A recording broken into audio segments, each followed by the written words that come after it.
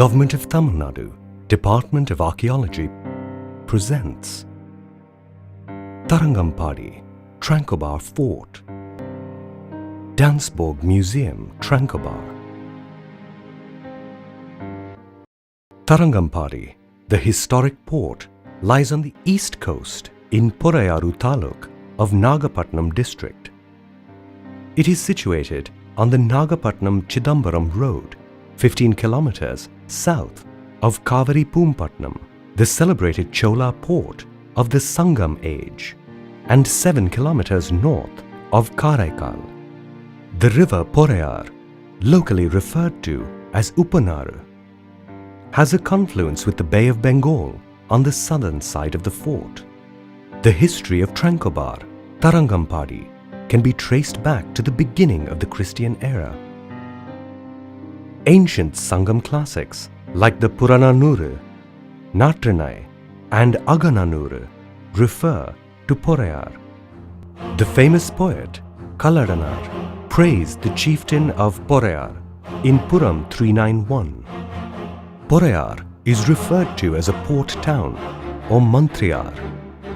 It is likely that the sea which originally skirted Poraiyar has receded by about a mile subsequent to the 2nd century AD. Poraiyar continued to play an important role in the history of Tranquebar until the 19th century.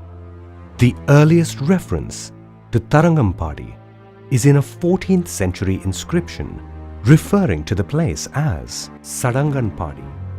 The inscription also refers to a merchants' guild known as Padinen Vishayatar, traders of 18 commodities, and also a family of sailors called Poraiyar residing in Tharangampadi. It was thus already a commercial port, attracting traders from different countries overseas.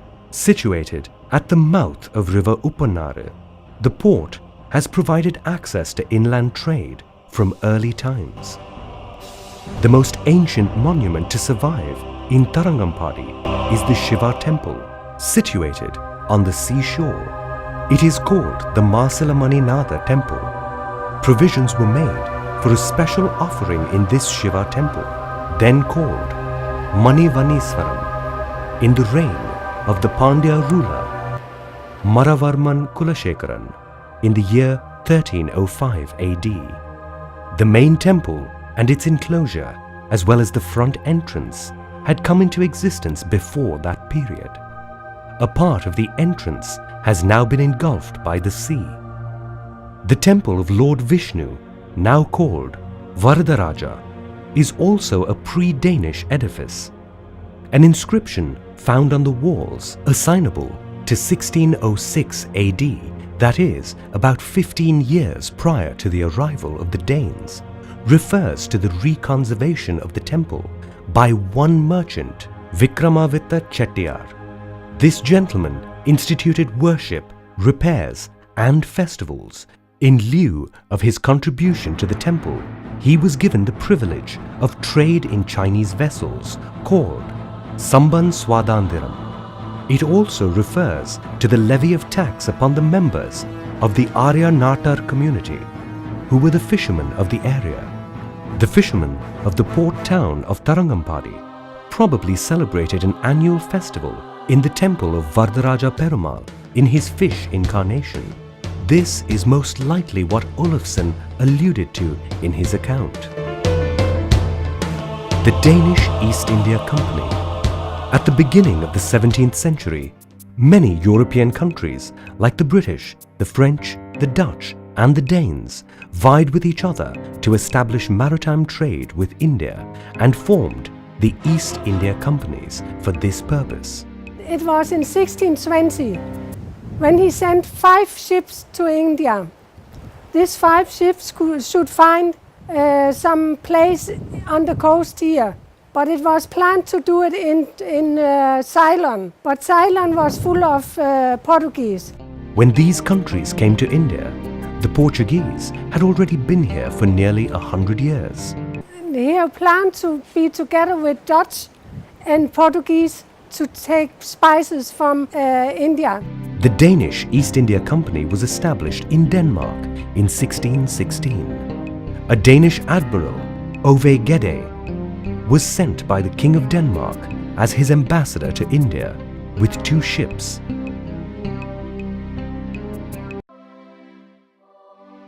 He also had the help of a Danish captain, Roland Krapé. They reached the kingdom of Kandy in Sri Lanka, where they stayed for some time. As Roland Krapé had spent his early days in the Nayak court of Tanjore, he was sent to negotiate with the Nayak ruler, was able to impress the king of Tanjore, who wrote a fine letter to Ove Gede while in Sri Lanka. Okay, we will try to make a handle place here.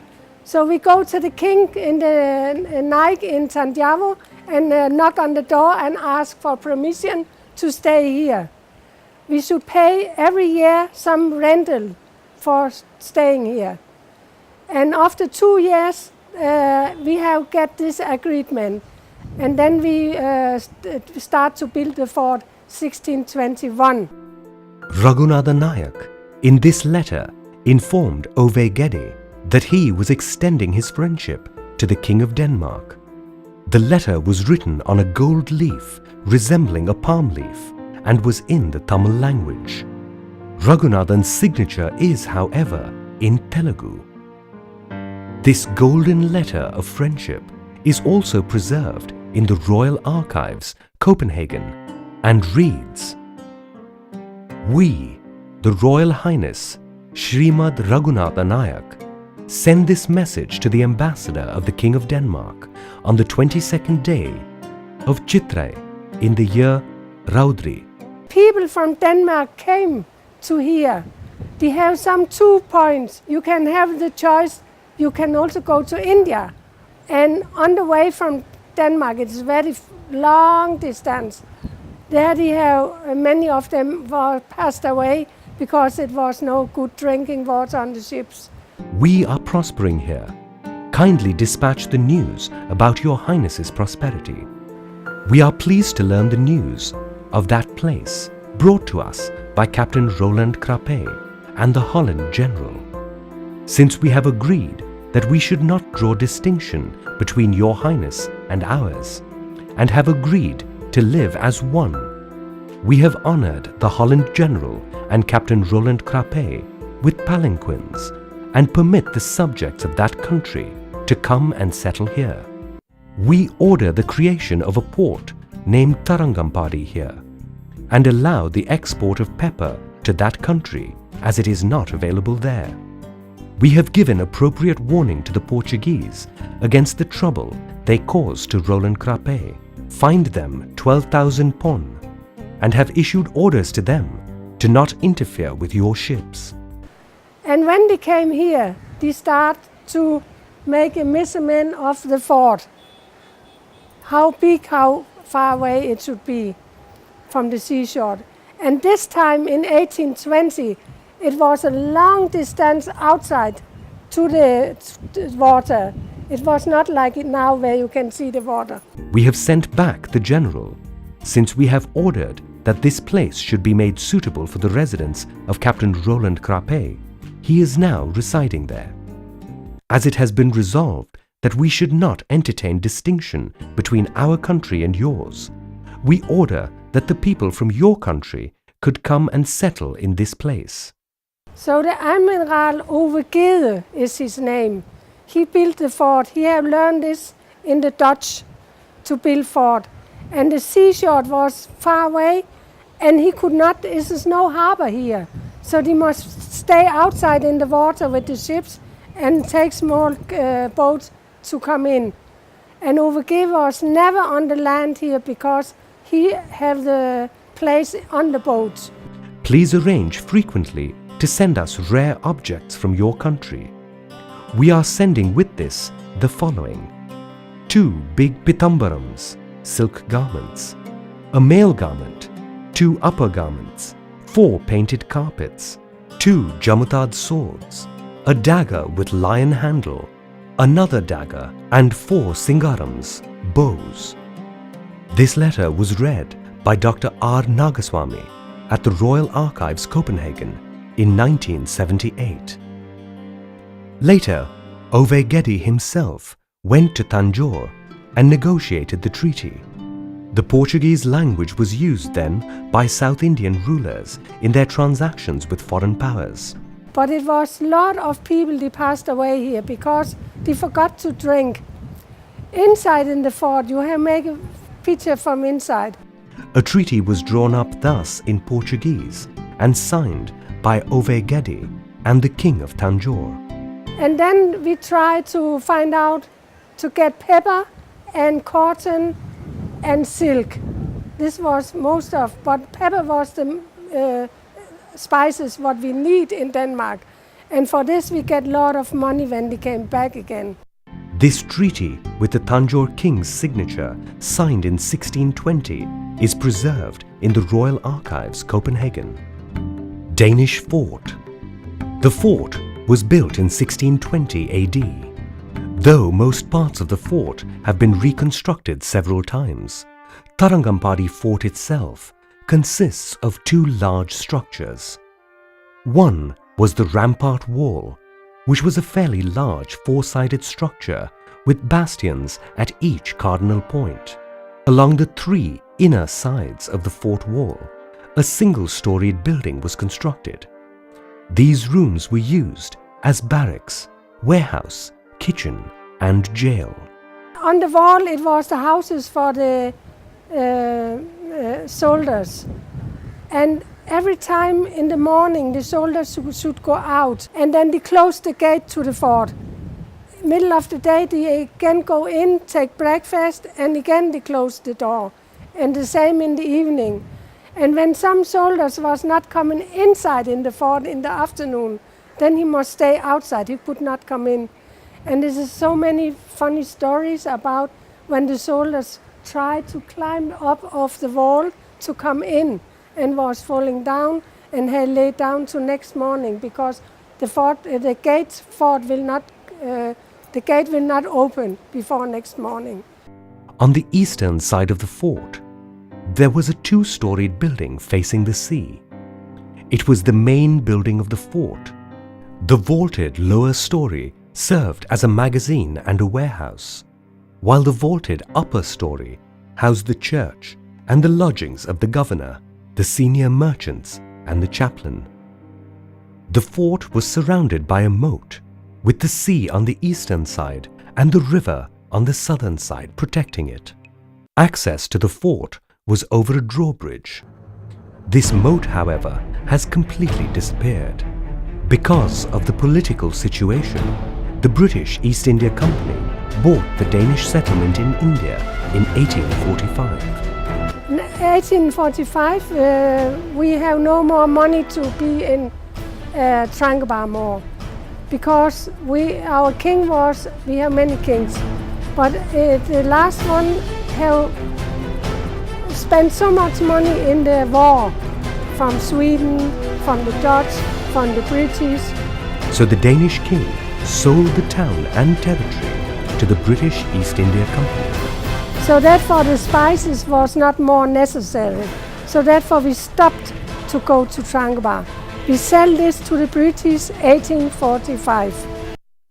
Danish Museum. The antiquities connected with the colonial period and the Danish settlement in Tarangampadi are exhibited here.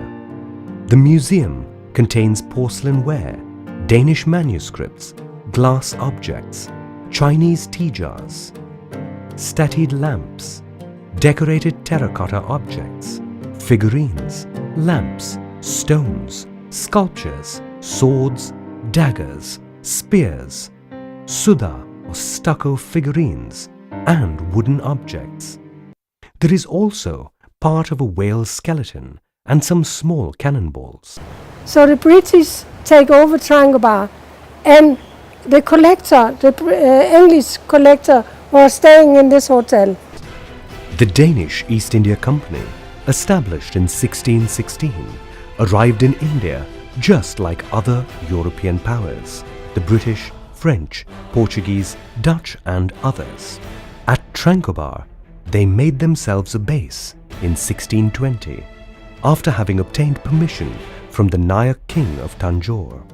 Their presence in the area changed the picture considerably, and although it was eventually brought to an end by the British East India Company, they left behind their mark on India. Today, the Tranquebar fort stands testament to their presence, along with the Dansborg Museum. I think 2-3 years it going down, going down, going down, and then ends. So today is Tranquebar is going up, going up, going up. It is some story about some girls he get some poisons and sleep in 200 years. And then the prince came and he kissed her. And then this poison came up, and then she lived. And this is like Tranquebar, and Tranquebar is coming up, coming up. So Tranquebar is a very nice place, also for the tourists. Very.